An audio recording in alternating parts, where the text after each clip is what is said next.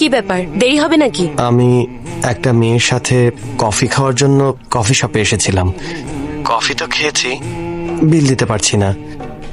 বিল দিতে পারলেই আমাকে এখান থেকে যেতে দেবে, না হলে আমাকে এখানে বাসন মাজতে হবে। আমি বাসন ধুতে চাই না, প্লিজ। জুস খাবে? দরকার নেই, আমার সাথে কেন খাবে? সব সময় ধরা পড়ে যায়, হয় ওকে মেরে ফেলা উচিত, নাহলে নিজের মরে যাওয়া উচিত। এটাও শুনে ফেললাম নাকি?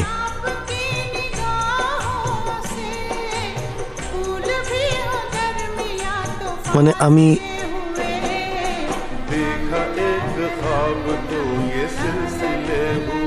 কিসের জন্য? আবার ওই মেয়ে যখন কফি খেতে চাইবে তখন টাকার জন্য আমার বন্ধুর মাথা যেন নিচু না হয়ে যায়। আরে না না আন্নু। বাই। আন্নু কি তোমার সাথে? না আন্টি, কেন? অনেকক্ষণ ধরে ফোন করছি কিন্তু ওর ফোন বন্ধ। মনে হয় ক্লাসে আন্টি। সকালে ফোন করে বলেছে ক্লাস ক্যান্সেল হয়ে গিয়েছে, বাড়ি চলে আসছি। এরপর থেকে ফোন করছি কিন্তু বারবার ফোন বন্ধ বলছে। ওর জন্য আমার অনেক চিন্তা হচ্ছে বাবা।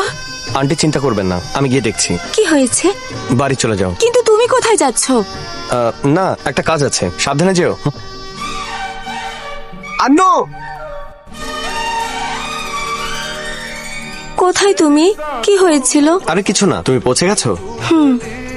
সব ঠিক আছে তো? হ্যাঁ, সব ঠিক আছে।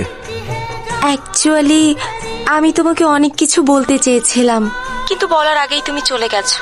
কি বলবে বলো না। বুঝতে পারছি না এত জলদি বলাটা ঠিক হবে কিনা। আমি আমার মনের কথা বলতে চাই। I think I am in love with you Sanju. জানি না কেন, যখন প্রথম তোমাকে দেখেছি সারাটা সময় তোমার দিকেই তাকিয়েছিলাম। তুমি যাই করেছো আমার ভালো লেগেছে। আমার মনে হচ্ছে যে আমি তোমার সাথে সারা জীবন কাটাতে পারবো। যখন আমি তোমার সাথে কফি শপে গিয়েছিলাম, আসার সময় তুমি আমার জন্য ক্যাব বুক করেছিলে। ক্যাবে বসিয়ে ড্রাইভারকে বিল পে করে তার নাম্বার তুমি আমাকে পাঠিয়েছিলে। তখনই বুঝেছি এত ভালোবাসা আমাকে আর কেউ দিতে পারবে না। আমার মনে হচ্ছে আমি তোমাকে অনেক ভালোবাসি। আমি তোমাকে সব সময় ভালো রাখবো সঞ্জু। আমাকে বিশ্বাস করো। I strongly believe I am in love with you. তোমার ফিলিংস আমি বুঝতে পারছি Ritu. I think I also in love.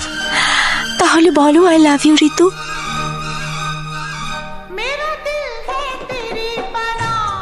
I am in love with Annu.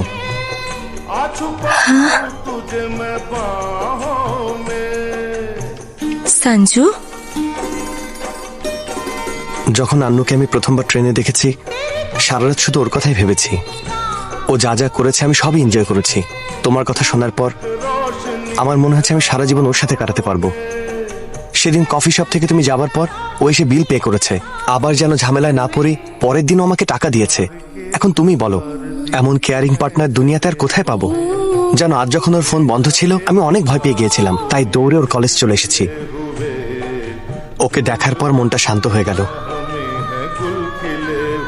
তুমি বলার পরে আমি রিয়েলাইজ করেছি ঋতু, কাউকে ভালোবাসার জন্য এর বেশি কিছু দরকার নেই।